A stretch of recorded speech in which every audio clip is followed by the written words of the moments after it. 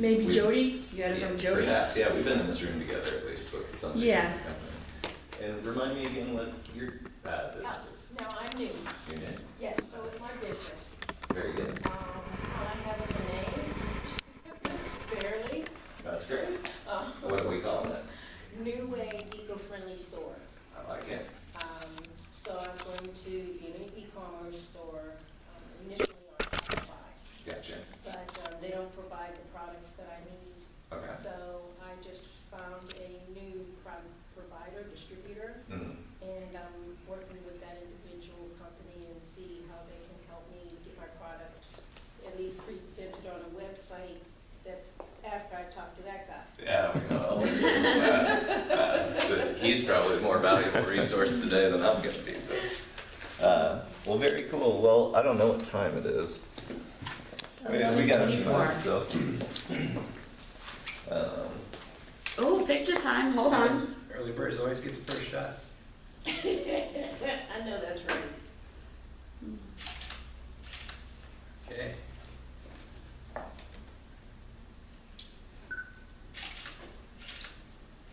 One more, I need to crop your picture a little more. Oh, One more no. time. Ready? Ready? I think so. I have no idea. There's no way.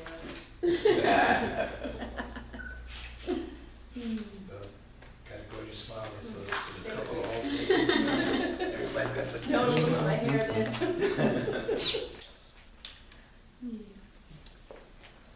Let me get a picture of the host.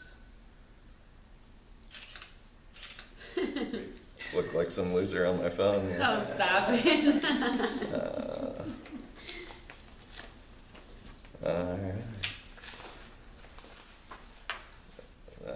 Albert brought all the technology today. I have the technology company and I brought nothing but paper and pens. It's hard to travel with everything. Well, and it's just, there's no need. Like, I don't know how much time you all spend, everybody's got pens, that's great. I don't know how much time you all spend staring at a computer screen, but I spend. All day long, a lot. Tired of it. Right. Especially now. So, right. Tired of it instantly. Right, so no apps, no maps, we're not gonna let technology ruin our fun today. We're gonna do the old pencil and paper routine and see if we can't be productive that way. The old pencil and paper. You I don't see that too much anymore. did, if I do my planning, like pencil and paper style, you know, if I can sit down and map out what I intend to do on the computer screen, I get a lot more done when it comes time to sit down and do it. There are some things like this little booklet, for example, sometimes it's helpful to have like a rough plan going into it, at least for me. And then you dive into it, you start typing, you start designing or whatever, and then things kind of evolved and start to fall into place a little more. But I'm a big proponent of doing as much as I can on pencil and paper, save my neck, save my back, save my eyes. Exactly. Hey, we know this guy. This is my plant. This is Jason. Jason is an entrepreneur, software developer, overall genius, and yeah, Jason's got all kinds of really interesting experience and skills. If you guys want to dive into a Q&A with him at any point, but he's here to clap for me and make sure that I don't lose track of myself too much. But he'll have some cool stuff to contribute to. He's not part of the Enterprise Center's part of the incubator program here, but he and I work together. He's helping me keep me from running my own business into the wall by making sure that we don't get the cart ahead of our horse, don't get too big for our britches here. Which is something I'm sure is a unique challenge for you right now, just getting started. Just getting started, Right. yes. So, Spending my money extremely wisely and not putting the cart before the horse. classy. I like that sway closer. Thank you. So, we haven't really played the name game yet, and I don't know how big a group we're expecting. We might circle back around to this again, but I'm Josh again. This is Jason. Jason and I work together. Hi, Albert, introduce yourself to this gang. I'm Albert Ziegler. have the business network, and we do business websites, e-stores, and photo photography and videography. Very cool. And you've got a physical room here at the Enterprise Center? I'm virtual here. You're virtual here. Let's get down, hop on in. Here. Everybody's talking down there. Yeah, come on over. Promise we don't bite. Not hard anywhere. Jason needs the materials. I need the materials, I guess.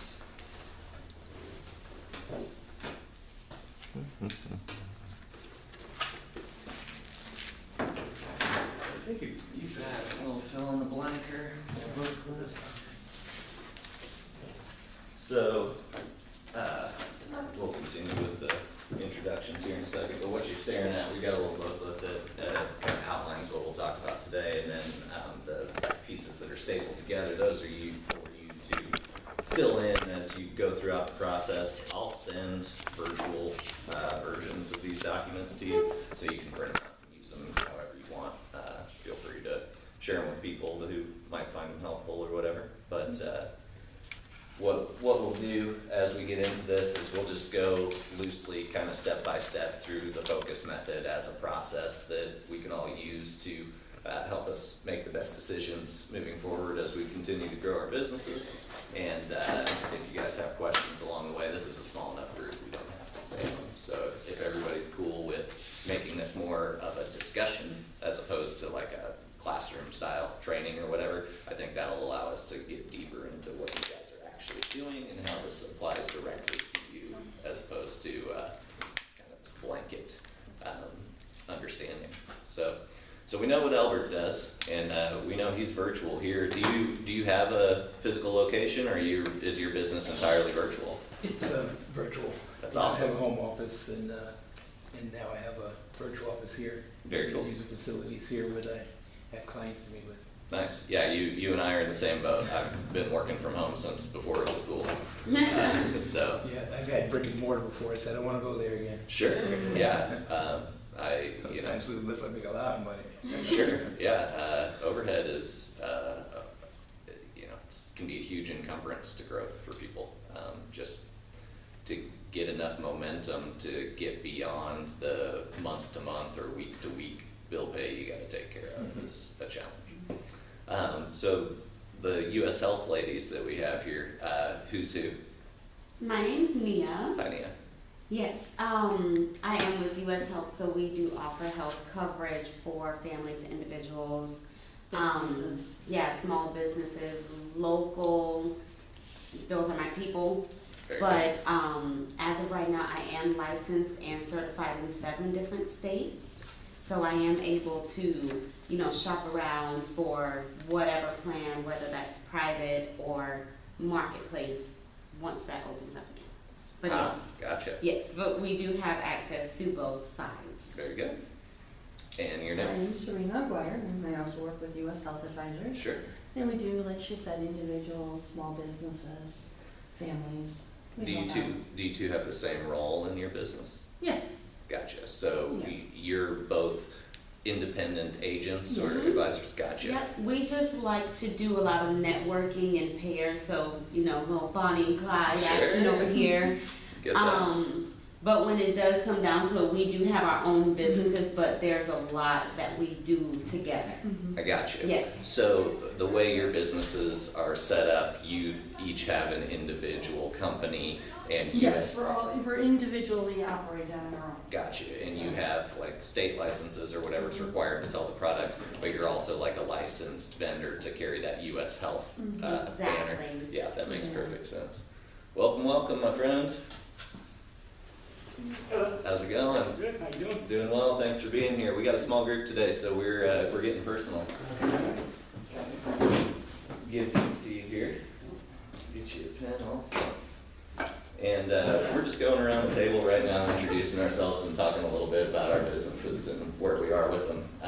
Because it's a small group today, we're going to get to dive in a little deeper with each of our individual projects here. So you chose a good one. All right. But we'll continue around the horn here. I'm Josh. This is Jason. Jason and I work together as part of our marketing and technology company. This is Albert. He builds websites and media production based here. We've got Nia and Serena from US Health here. And they were just talking about their work as independent agents who work with families and take care of the local community here. And on to you, Anita is here. Yes. Yeah, we know this guy. The beast is loose. Oh, my God. Fur baby. Welcome, welcome, Doug. How you doing? Doing well. So, Doug, you want to join us up here, or would it's Ruby, right? Is that her name? Your dog's name? Reba, that's right. Would Reba be more comfortable back there? Or? She'll be more comfortable wherever I am. I got you. Well, this is Doug Hefner. Doug is a consultant with the Small Business Development Agency, is that right? Center. The Small Business Development Center, which is SBA funded and based out of FGCU.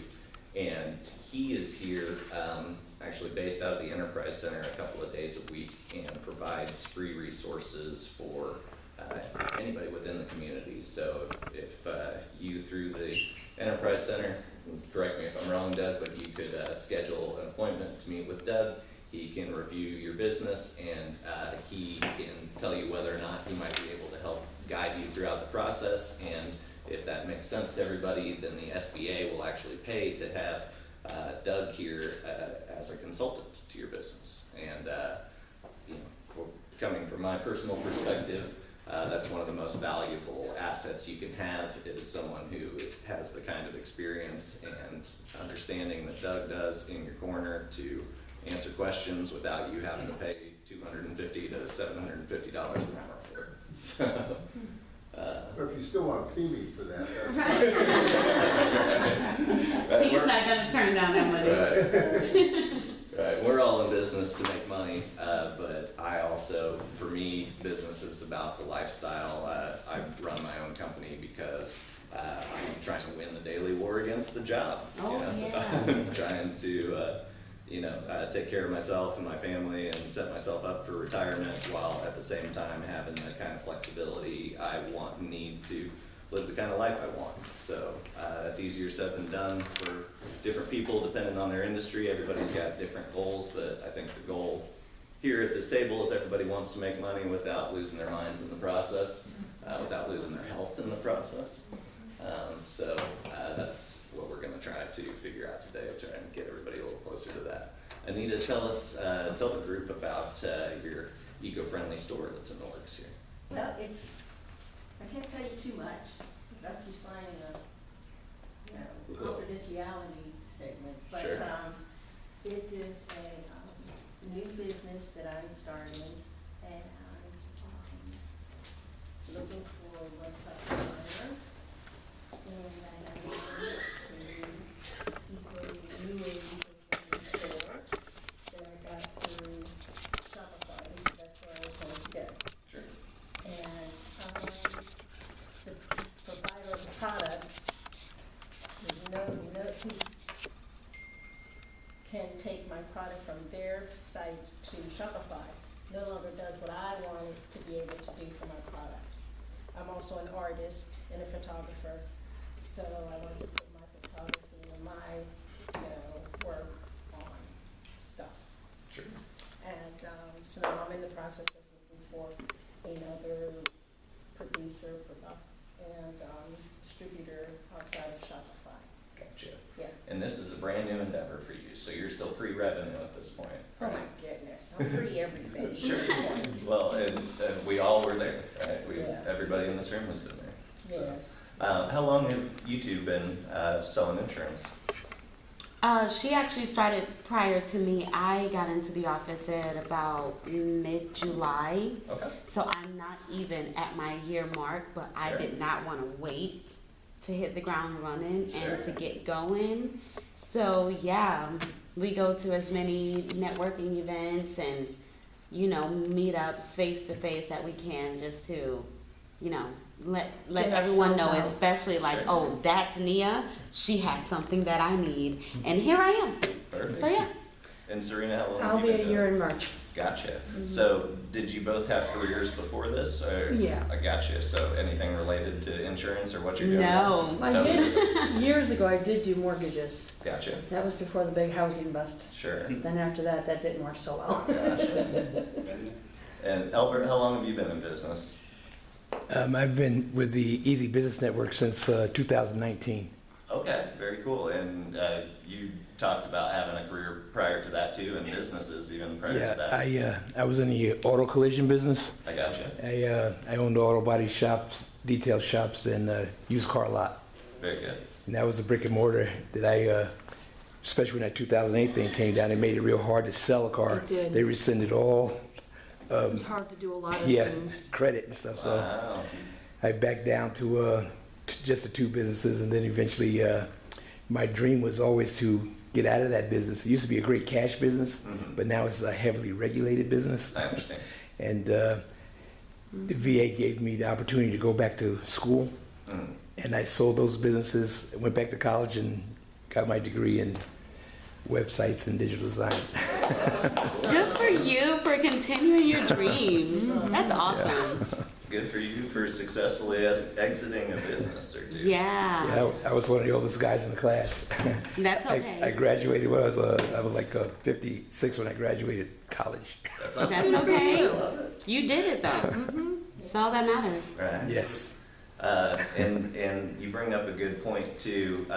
You know, I don't know what everyone's goals are yet for your businesses here, but I've been given lots of good advice from people like Doug, and you know, a lot of people might tell you that the first thing you need to determine when you start your business is how you intend to exit your business. You know, it's part of a goal-setting process, and that's really the longest-term goal you can set for your business. And so working backwards, at least from a general idea of how you see yourself no longer being a part of your business, and you know, that can be if you die with it and take it to the grave. That can be if you sell your business for, you know, what its assets are worth. That can be if you sell your business for a multiple of its revenue or its profit margins, so that you know, for example, you can build a business that provides a paycheck for you for as many years as you work in it. But if you design it well enough, you might be able to sell that business for multiple years worth of revenue and collect that retirement level kind of paycheck, which for many of the entrepreneurs I know, that is their goal at the end of the day. They want to build a business that they can sell, so that not only are they able to pay their bills and live day to day and enjoy their lifestyle, but that so they've got security for their future. Otherwise, if you're not exiting, you know, it really is a glorified job that you're creating for yourself, and those aren't always fun. So, love what you do. You won't work a day in your life, I guess, but That's you know. the hardest force to work for is yourself. Sure. Well, part of what Josh is talking about is most businesses start, they come in to see me and they say, well, we need money. Well, sure you need money, but you need to tell a bank how much money you're gonna borrow, what are you gonna do with that money if you borrow it, and most importantly is how are you gonna pay it back? And all that begins with a business plan, to sit down and say, as Josh said, you start out with, okay, here's how I'm gonna start this business, here's some milestones I'm gonna be watching to get through that business, and the last milestone is, how am I gonna exit that business? And I used to own Molly Maid, the house cleaning service, and I ran it for 5 years, but I went into it with a 5-year plan that said I'm gonna be exiting it in 5 years. And that's how I went into it, grew it, sold it, and done with it. And then I came back to the SBDC to, you know, try and help what I've learned. So, you know, I talk to people, I help with a business plan, but then I work with people like Josh and others to say, hey, okay, what do you need? Because we have people there, especially in QuickBooks and accounting.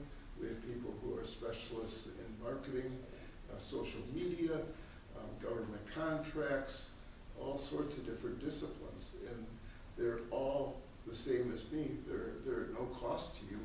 You know, I look at myself as kind of the quarterback that calls the plays, but really give it to the other people on the field are the ones that are going to run to grow your business.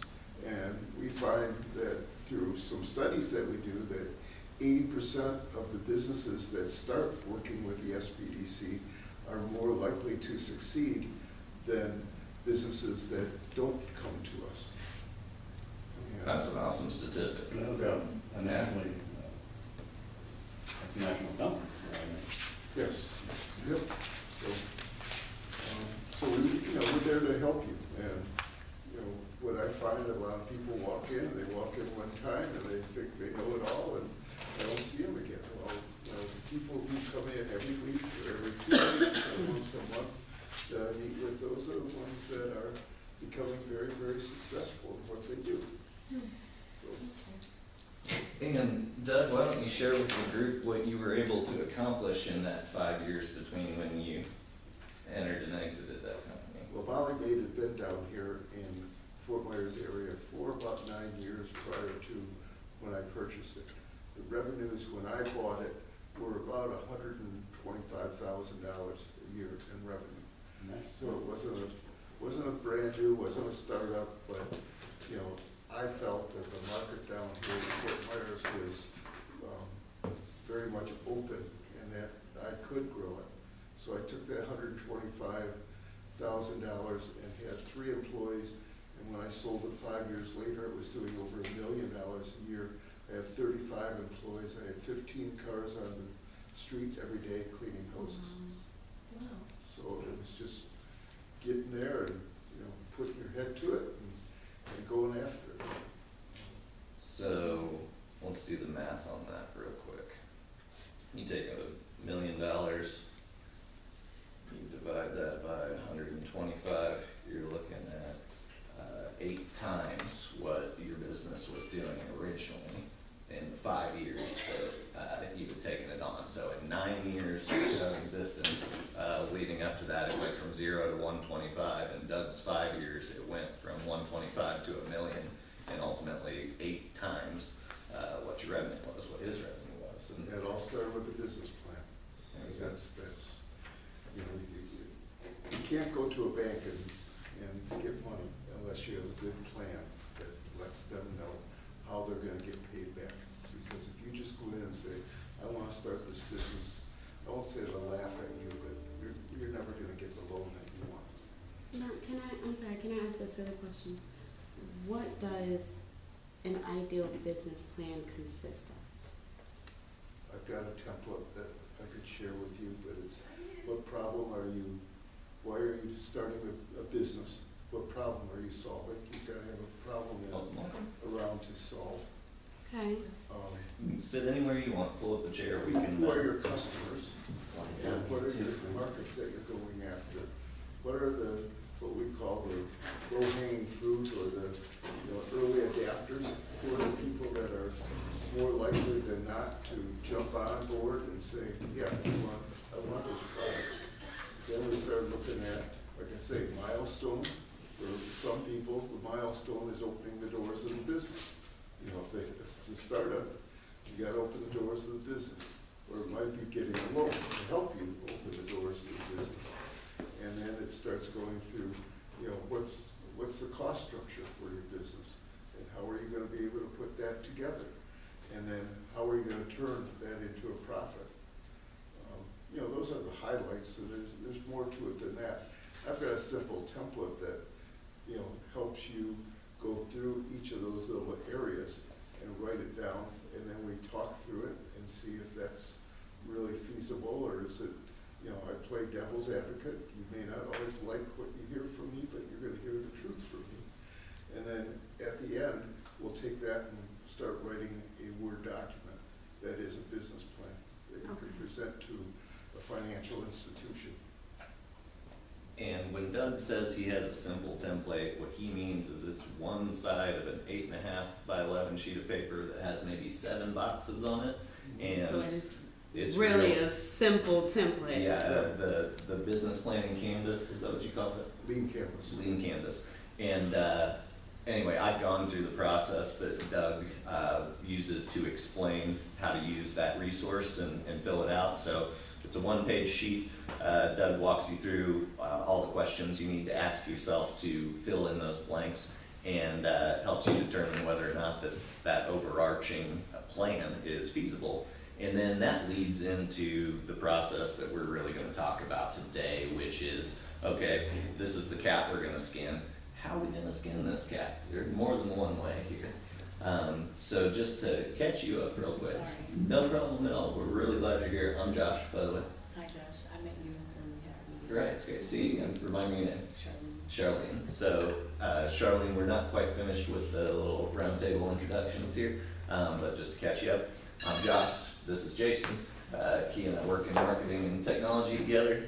This is Albert. He builds websites and does media production. He's based here at the Enterprise Center. Nia and Serena are with US Health.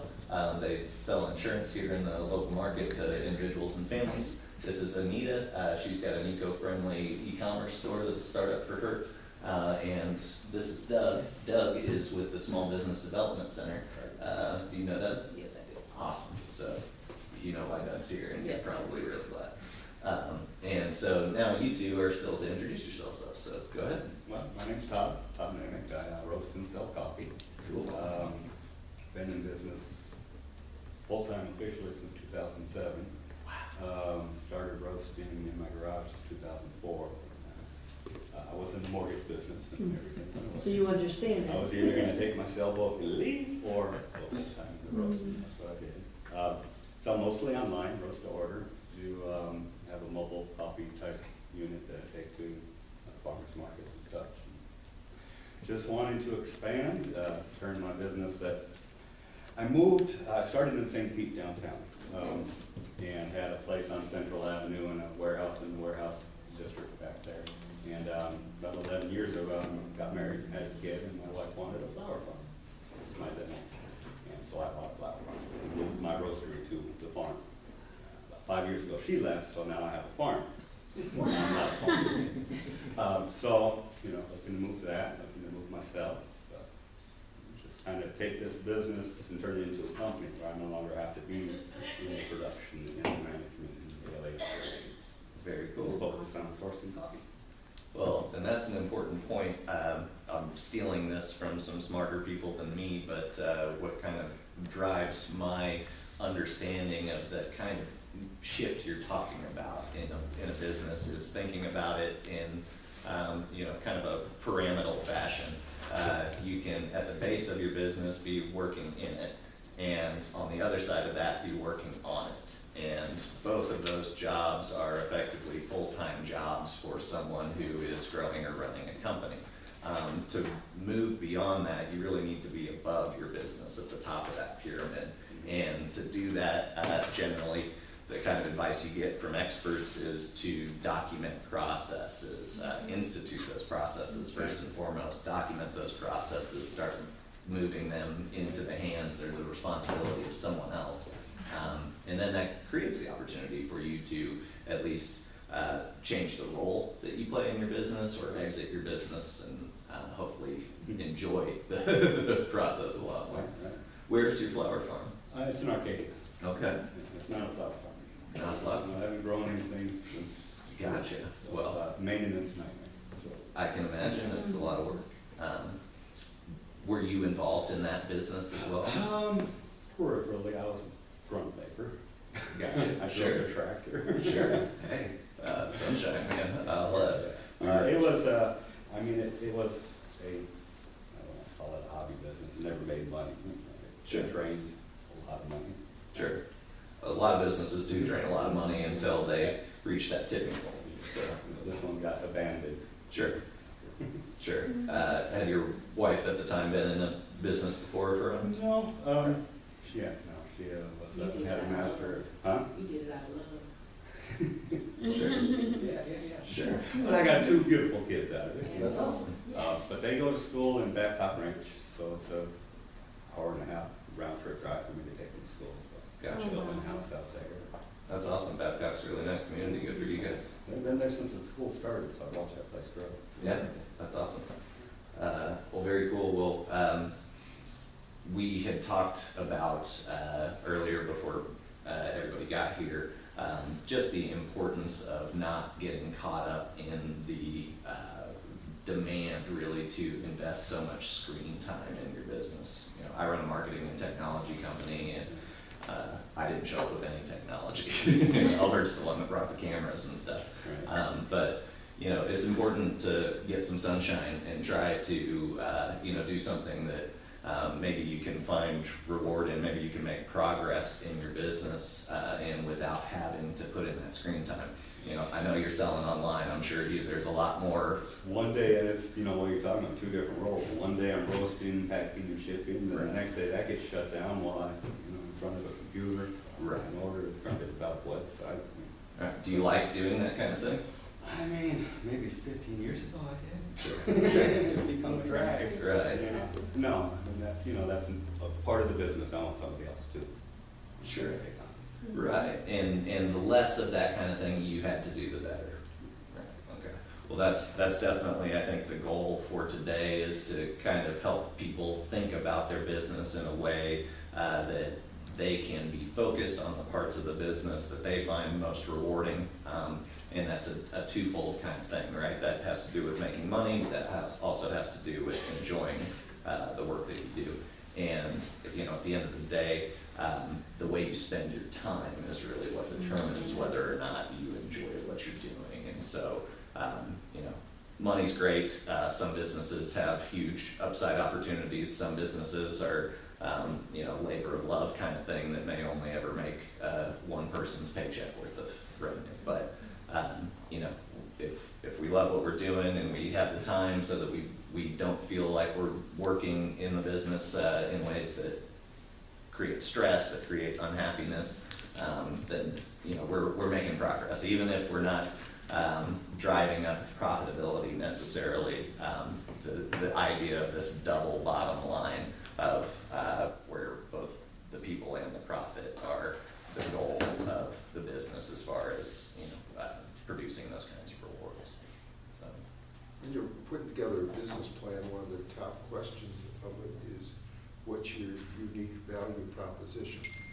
And, you know, sometimes people say, I want to build the best toast, you know, a coffee toaster roaster in the county. Well, sure, I mean, everybody wants to do that. Starbucks wants to do that, you know, whoever does wants to do that. What is going to make you different to be able to offer your product and get people to buy it from you, whether it's delivery, whether it's, you know, the taste of your coffee, whether it's whatever it is. And that's really the one that you've got to sit and noodle on for a while and really decide, why can I be successful?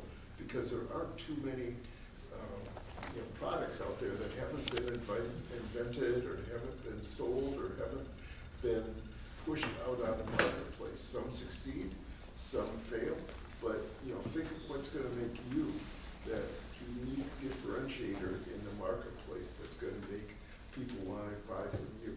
House cleaners, there was, you know, shoot between, you know, Molly Maids, Maid Pro, you know, and several other large brands, as well as Susie's Cleaning Service and Flo's Cleaning Service and whoever. There are hundreds of cleaners out there. So why was I able to take my market and grow it while others can't do that as well? So. And would you say that your success with that business was kind of a summation of the experience and education you had and the planning that you used going into it? Absolutely. Building a plan and following the plan.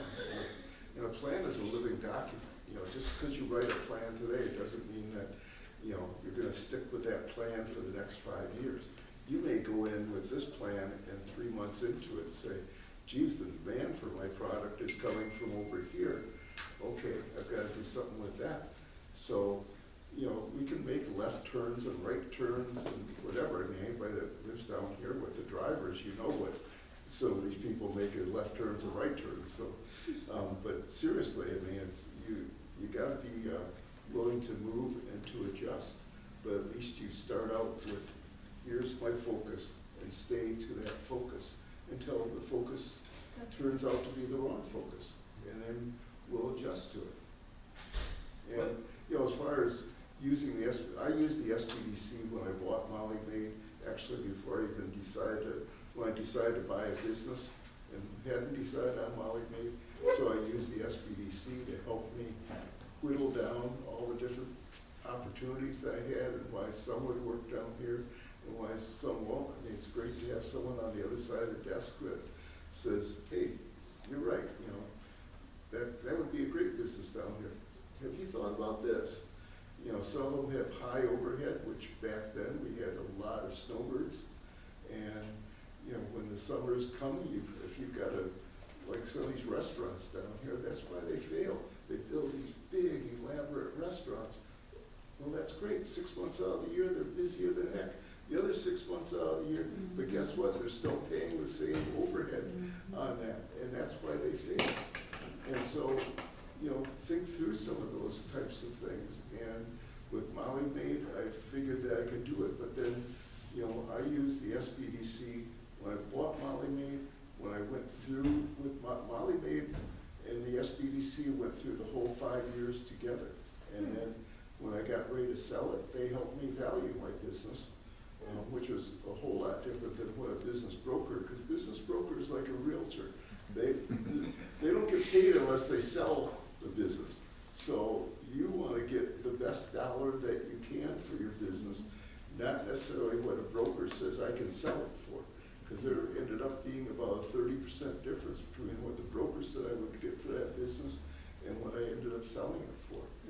Their percentage higher too, isn't it? Yeah, it is. I mean, it truly is. But you know, you just stick to your guns and don't just jump at it. But so, you know, just because you come in and say okay, and then you get your funding and when you open the doors, unless you want to, you don't have to say goodbye to me. I'll be with you all the way through with your business, and we'll, you know, instead of maybe meeting once a week or every couple of weeks, we'll meet once a month, every couple of months, whatever. You know, we'll bring in Josh if we, you know, if it's appropriate to do that. We'll bring in other people as we need to make sure that we're going down that path together. And that's what we're there for. And the nice thing out of it is there's no cost to you. So, Yeah, that's awesome. unless, again, you want to send me, you want to write me a check for $250, I never would turn it down. Yeah, we like checks. Josh would do the same thing. Oh, yeah, I cash a mean check anytime. Well, you made an interesting comment, Doug, about a plan being a living document. And a business plan is something that you create generally before you get in business. If you're like most of us, you probably do that after the fact a little bit. It is a living document. It sticks with you throughout the growth of your business. But it's not the end-all, be-all plan that you need. Ultimately, what the FOCUS method is here to provide is something that's both long-term and short-term, in the sense that you can use this as a living plan, not a business plan, but a growth plan, and within that, a marketing plan. And when I talked to Lee Ford here, who heads up the Southwest Florida Impact Partners, he came to me and he said that everyone who has come to him for help in that office has needed a marketing plan. That, you know, they've been fortunate enough to find someone like Doug who can help them put together a business plan. But just because you've got a solid long-term strategy and some milestones that you know you need to reach in order to get there doesn't mean that you have that playbook in mind already for how you're going to get from your starting point to milestones A, B, and C. And so the way we use the FOCUS method, we meaning the little consultancy and agency that I work within, we use this on a sort of a drilled down basis on some of the most, like the smallest level you could think of, from just simply sending an email, for example, where you know, there's a big difference between email A that has a great subject line and has compelling content and has a clear call to action and that links someone to a place where the action they take has the impact that you want it to have on your business, right? That email can be a really effective tool for a business. But you could put together effectively that same email with a less compelling subject line, with content that's not as rich or